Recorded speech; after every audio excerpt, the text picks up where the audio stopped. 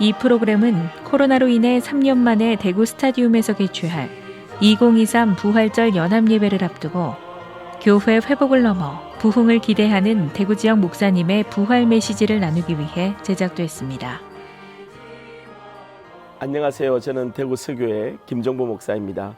오늘 우리가 생각해 볼 주제는 청지기 그리고 헌신입니다. 사도행전 9장 31절을 보면 교회가 평안하여 든든히 서갔다고 합니다.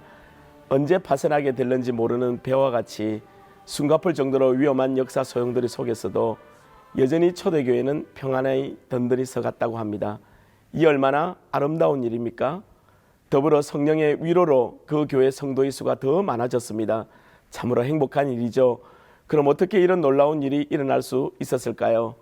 아마 여러 이유를 들 수 있으리라 봅니다. 그런데 그 중에 한 가지를 들으라면 저는 예루살렘 교회에 헌신된 청지기들이었다고 말하고 싶습니다. 그 헌신된 청지기들 가운데 한 사람을 소개하려고 합니다. 이 사람의 기록을 보면 극적인 회심을 했거나 기적적인 병고침을 한 일도 없습니다. 또 성경 안에 단 한 번의 짧은 설교도 기록되어 있지 않습니다. 하지만 사도행전 전체를 참으로 아름답고도 훈훈하게 해주는 참 소중한 사람입니다. 그 사람은 바로 바나바라는 별명을 가진 구브로 사람 요셉입니다. 바나바의 뜻은 위로의 아들입니다. 권위자라고도 하죠. 권위자는 용기를 북돋아주며 어려움 중에 격려하며 위로를 주는 사람입니다. 어떻게 해서 요셉은 이런 아름다운 바나바라는 별명을 얻게 되었을까요? 바나바는 공동체를 믿어줄 줄 아는 사람입니다. 사울이 다메섹으로 가는 길에서 극적인 회심을 체험하고 예루살렘으로 돌아왔을 때 모든 사람들이 의심하며 가까이 하지 않았습니다. 하지만 바나바만은 사울을 믿어 주었습니다. 그래서 바울이 바울로 사역할 수 있도록 한 것이죠. 그런가 하면 또 한 사람 젊은 마가가 1차 전도 여행 중에 낙오를 합니다. 이 일로 인해 바울의 2차 전도팀에서 제명이 됩니다. 하지만 바나바는 마가에게 용기를 주고 다시 한 번의 기회를 제공해 주었습니다. 이 사람이 바로 우리가 아는 마가 요한이고 이 사람이 복음서 마가복음을 기록했다는 것을 아는 사람은 다 알고 있습니다.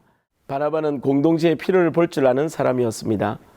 당시 초대교회는 대부분 가난해서 하루의 끼니를 극쟁에만 했을 때 바나바는 조용히 자신의 밭을 팔아 사도들에게 바쳤고 초대교회 형제들의 핍절한 형편을 잘 살펴주었던 것입니다.